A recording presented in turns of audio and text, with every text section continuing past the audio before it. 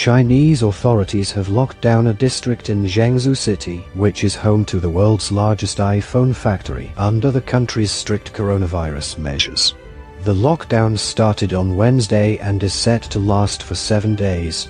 The move may have an impact on production of the new iPhone 14, which is made at Foxconn's plant in the city. Chinese people and businesses are continuing to grapple with President Xi Jinping's rigid zero-COVID policy. On Wednesday, local authorities said the lockdown of the Jiangsu Airport Economy Zone would start immediately and end at midday local time on the 9th of November. Public transport services have been suspended and people advised to work from home, according to an official notice on the WeChat social media platform. Officials said they would resolutely crack down on all kinds of violations of regulations. Jiangsu is the capital of Henan province in central China and is home to about 10 million people.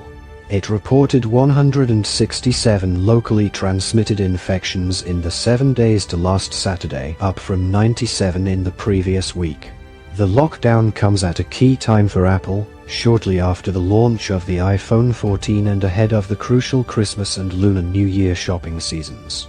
Foxconn's Jiangsu plant, which employs around 200,000 workers, produces the majority of Apple's new phones.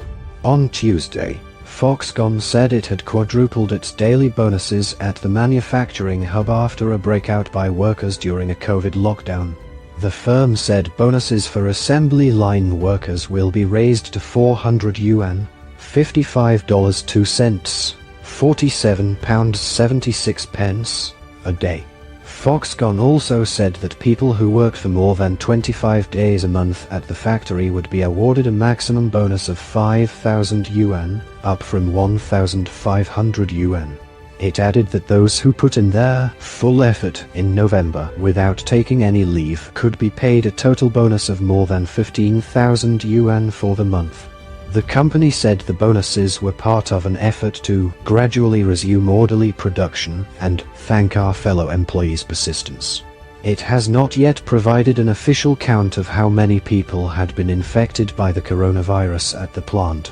Last Wednesday, Foxconn said a small number of employees in Jiangsu had been affected by the pandemic and were being provided with material supplies, psychological comfort and responsive feedback. At present, the epidemic prevention work in Jiangsu is progressing steadily, and the impact on the group is controllable. The operating outlook for this quarter remains unchanged, it added. However, footage shared on Chinese social media and by the BBC's China correspondent Stephen McDonnell showed that workers were allegedly filmed escaping from the grounds to begin lengthy walks back to their hometowns, in a bid to avoid being caught on public transport. One 22-year-old worker, surnamed Zhe, told the Financial Times it was total chaos in the dormitories he and colleagues were being kept in. Workers also claimed that the area surrounding the plant had been locked down for days, with COVID-positive workers being quarantined and tested daily to try to contain the outbreak. On Sunday, Foxconn said it would no longer require workers at the plant to eat meals in their rooms, to improve the convenience and satisfaction of employees' lives. The firm added that it was working with the local government to provide a point-to-point orderly return service for workers who wanted to go home. It is unclear how workers will now be able to return home after the district was locked down. Foxconn and Apple did not immediately respond to a BBC request for comment. Other businesses in China have been hit by coronavirus outbreaks in recent days. Earlier on Wednesday, Chinese electric vehicle maker NIO confirmed that it had suspended production at 2 of its factories in the eastern city of Hefei. This week the firm reported that it had delivered more than 10,000 vehicles in October. It said the figures were constrained by operation challenges in our plants as well as supply chain volatilities due to the COVID-19 situations in certain regions in China.